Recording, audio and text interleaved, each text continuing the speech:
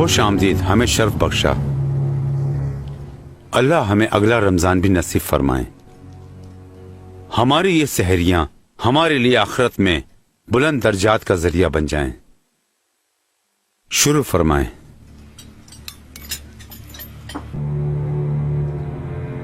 فتوے کی مناسبت سے سلطان معظم اگر اجازت دیں، شیخ الاسلام صاحب، اگر کوئی آمد و رفت کا برق رفتار ایسا ذریعہ ایجاد کر لیا جائے، ہم سحری بوسنیا میں کریں، اس کے بعد اس ذریعے پر سوار ہو کر افطار باکو میں جا کر لیں، یعنی روزہ بھی چھوٹا ہو جائے گا اور اللہ قبول بھی فرما لے گا. پاشا اس قدر نہ سوچیں.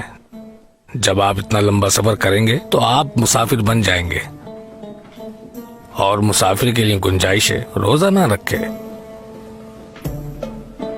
بظاہر محمود پاشا اپنی بھوک کے مطابق فتویٰ تلاش کر رہے ہیں. کیوں شیخ الاسلام صاحب؟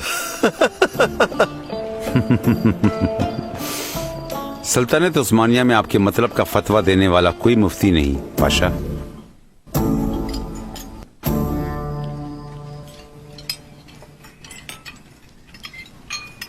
اللہ اکبر اللہ اکبر.